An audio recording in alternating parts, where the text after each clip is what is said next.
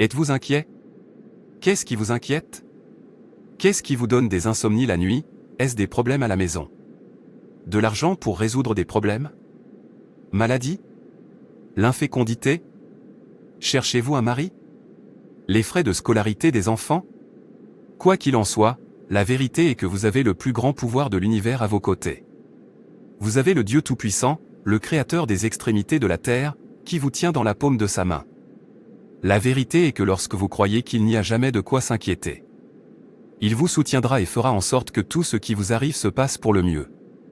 Jérémie 29 verset 11 dit: Car je connais les projets que j'ai pour vous, déclare l'Éternel, des projets pour vous faire prospérer et non pour vous nuire, des projets pour vous donner de l'espoir et un avenir.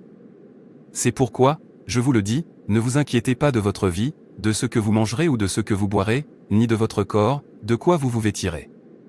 La vie n'est-elle pas plus que la nourriture, et le corps plus que le vêtement?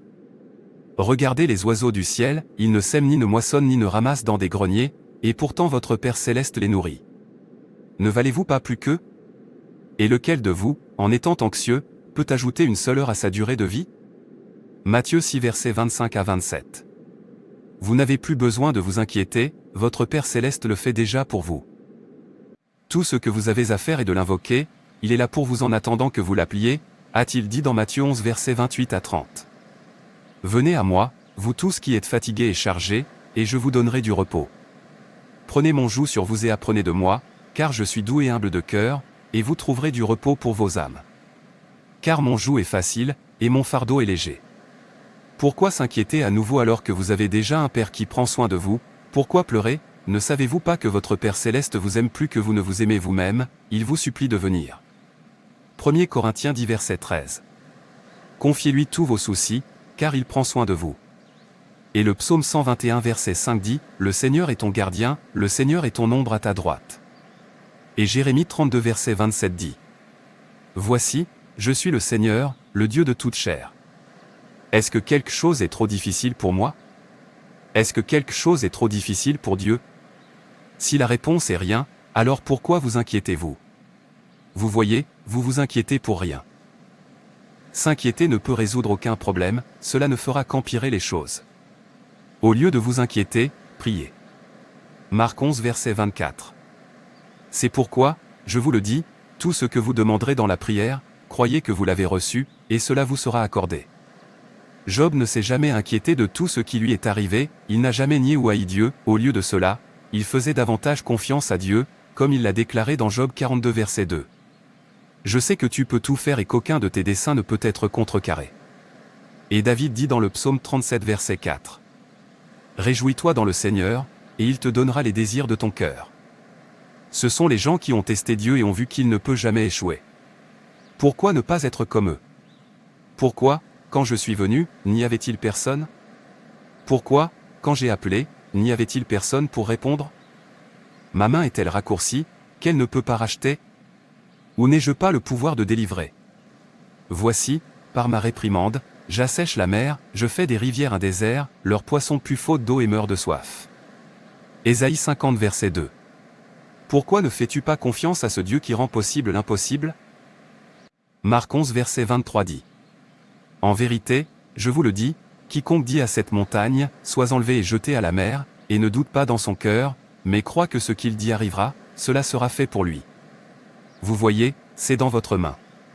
Vous devez d'abord croire que Dieu peut tout faire. Hébreux 11 verset 6 dit.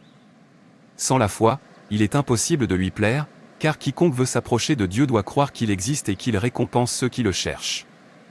Et nous savons que pour ceux qui aiment Dieu, tout concourt au bien, pour ceux qui sont appelés selon son dessein.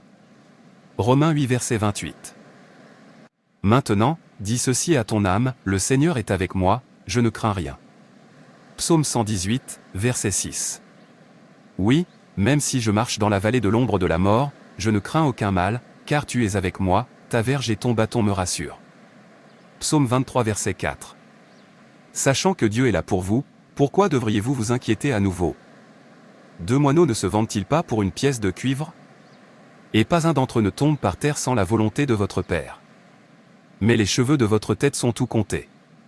Ne crains donc, tu vaux plus que beaucoup de passereaux. Matthieu 10 versets 29 à 31. Ne te l'ai-je pas commandé?